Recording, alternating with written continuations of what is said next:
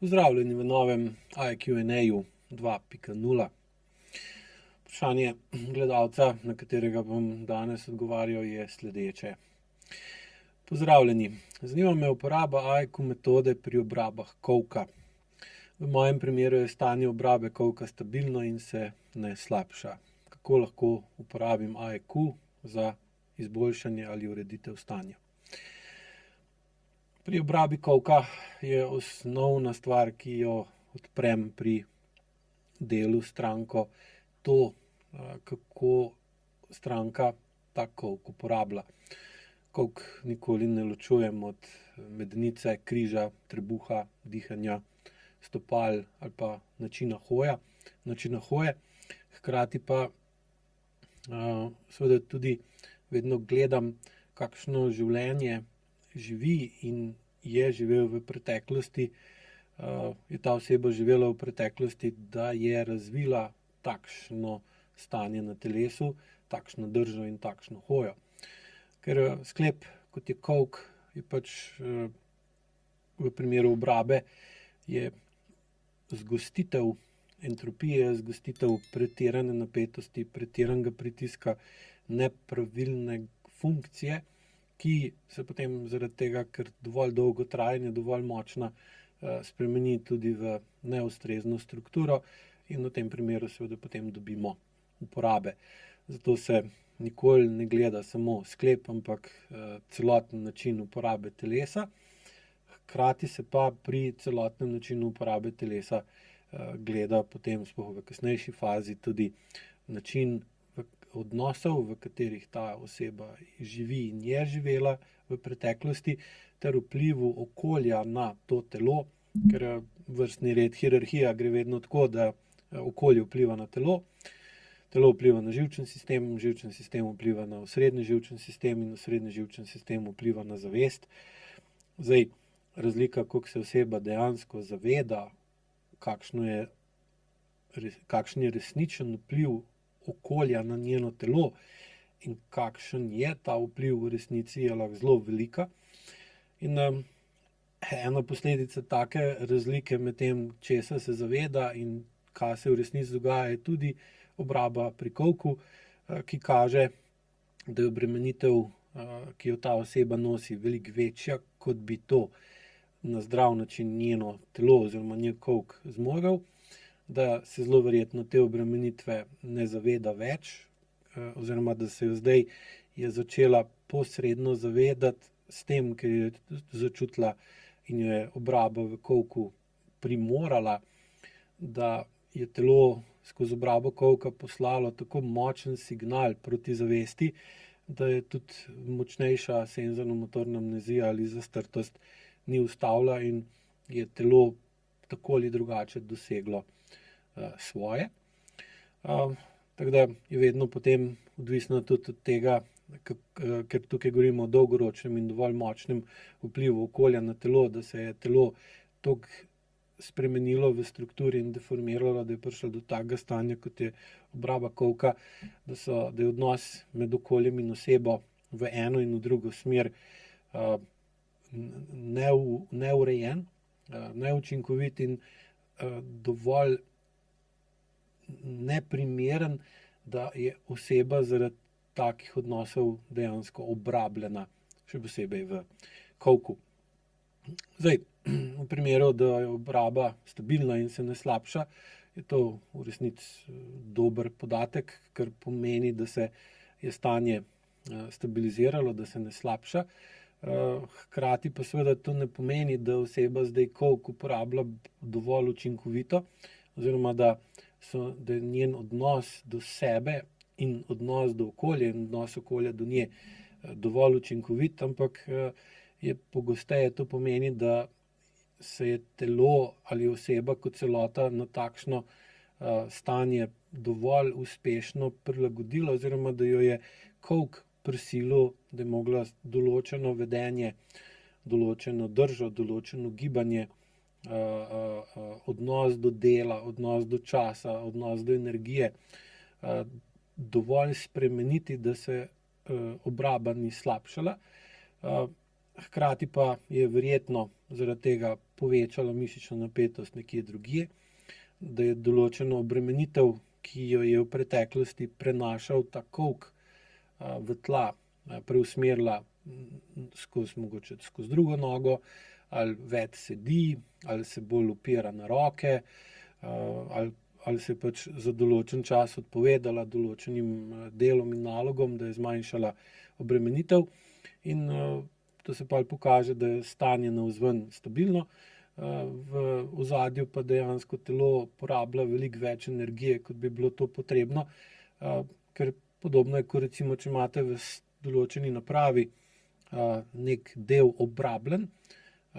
se bo ta naprava bolj pregrevala, slabše delovala, bo bolj tresla, bo manj zanesljiva in bo obraba v tem delu, če se ne uredi pa ne zamenja z novim ali pa manj obrabljenim delom, če novega ni na voljo, seveda potem večala tudi obrabo celotne naprave in verjetnost, da bo kaj se pokvarilo nekje drugje, zaradi tega obrabljenega dela pač logično večja, in enako je tudi pri človeku. Posebej, ker se gre za sklep, se pravi kolk, je ta v celoti, stanje tega sklepa v celoti odvisno od mišic, ki so vezane na ta sklep, in dejansko vodijo gib tega sklepa, ker krajšanje in daljšanje mišic premika kosti. Premik kosti se pa potem skozi sklep spremeni v gibanje, in če so recimo mišice okoli kolka, medenice, trebuha, zadnjice ali pa ledvenega dela hrbta dolgo časa preveč napete, je potem logično, da tudi kolk zaradi pretirane napetosti, ki je spet posledica izgube občutka za to, kakšne imamo mišice, da kolk izgubi del naravnega gibanja oziroma da njegova funkcija ni optimalna, ker tudi funkcija mišičnih tonusov in spreminjanja mišičnih tonusov ni optimalna, in potem, če dolgo časa, kot že rečeno, funkcija ni optimalna, potem tudi struktura ne more biti optimalna, in potem se vse te sile skozi sklep ne prenašajo več enakomerno, ampak en del sklepa nosi več, drug del sklepa nosi manj. Odpornost telesa, da to prenašajo, včasih meji na čudež, ker ko poslušaš, kaj vse je določena oseba z obrabljenim kolkom preživela v življenju, pretrpela, koliko stvari je mogla narediti mimo in preko ali pa nad sabo, se samo čudiš, koliko da je sploh še živa, in ta želja in volja po življenju ter odpornost človekovega telesa je res nekaj neverjetnega. Ni pa vse mogočna in telo lahko to dolgo časa prenaša, ampak je neučinkovitost in cena, ki jo zaradi te neučinkovitosti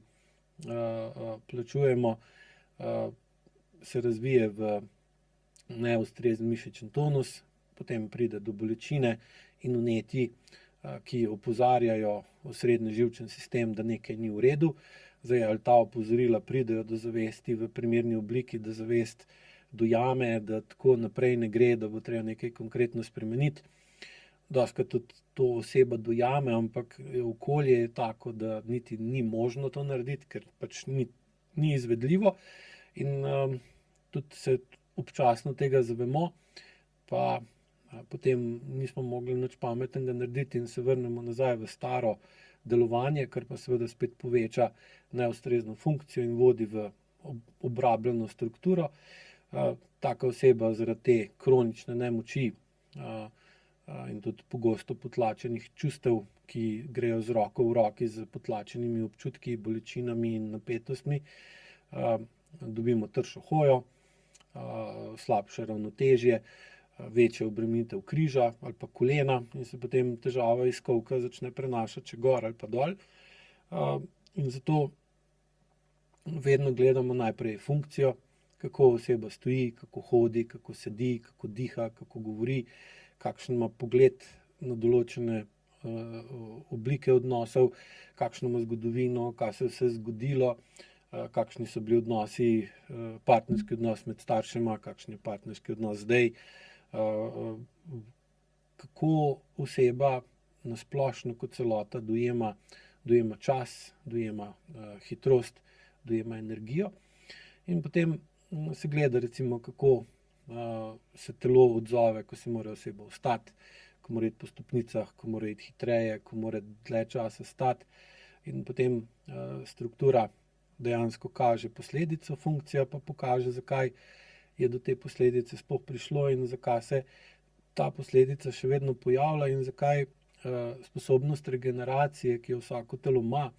ni bila večja od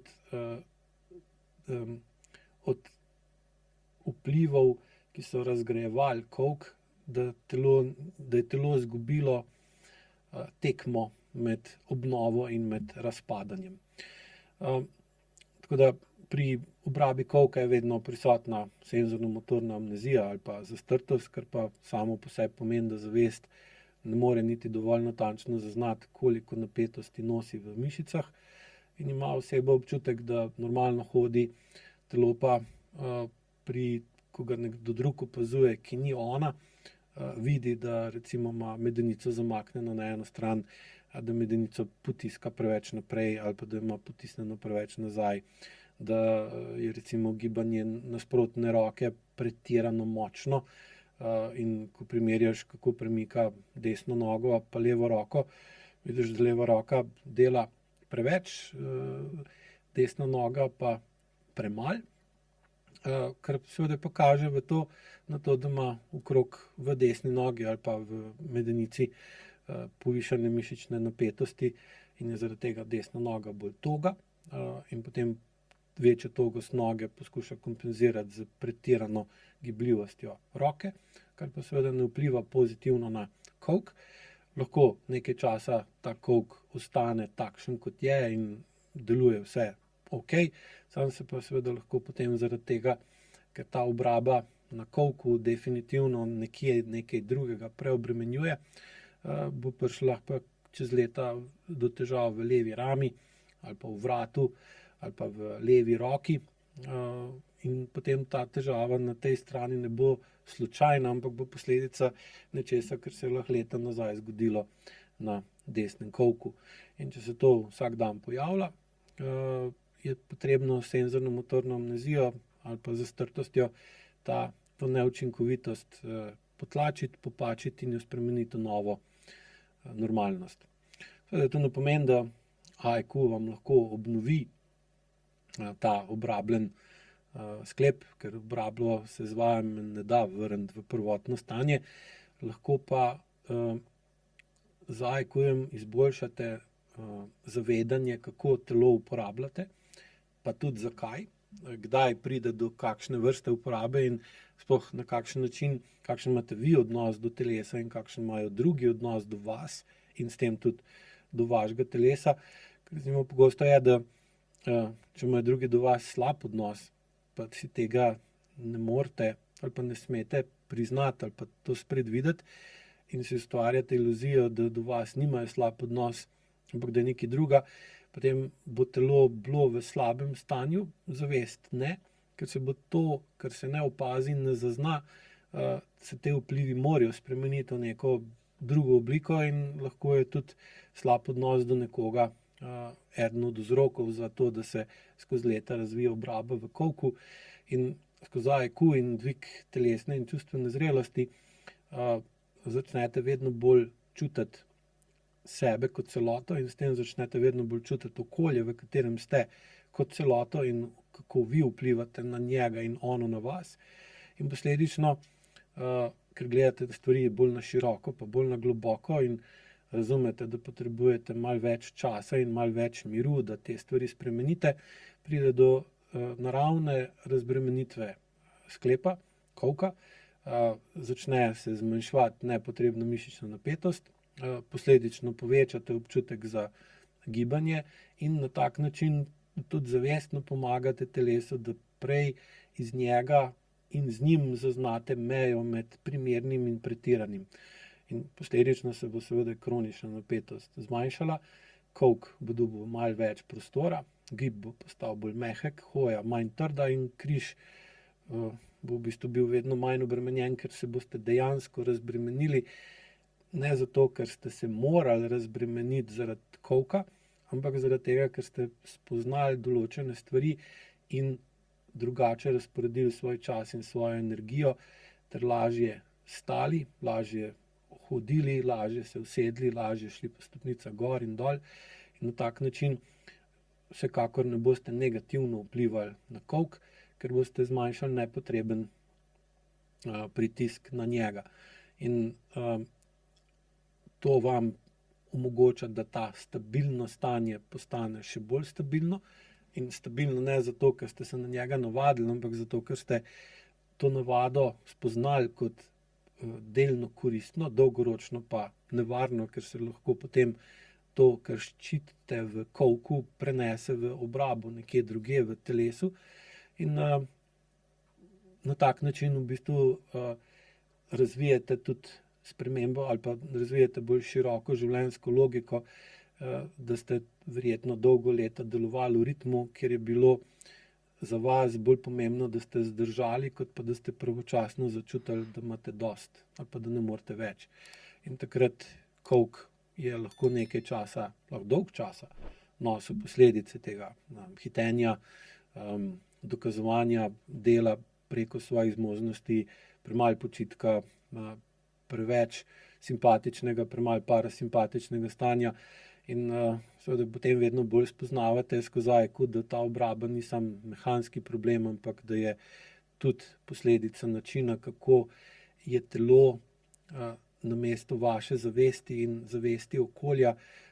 predolg časa reševalo pretirane obremenitve, ki jih nobeden ni zaznal kot pretirane, ampak so postale že lahko leta nazaj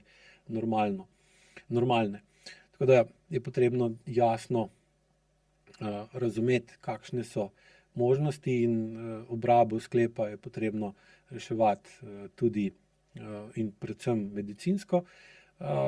Potem pa temu, kar se medicinsko stabilizira in uredi, dodati IQ kot podporo pri izboljševanju občutka,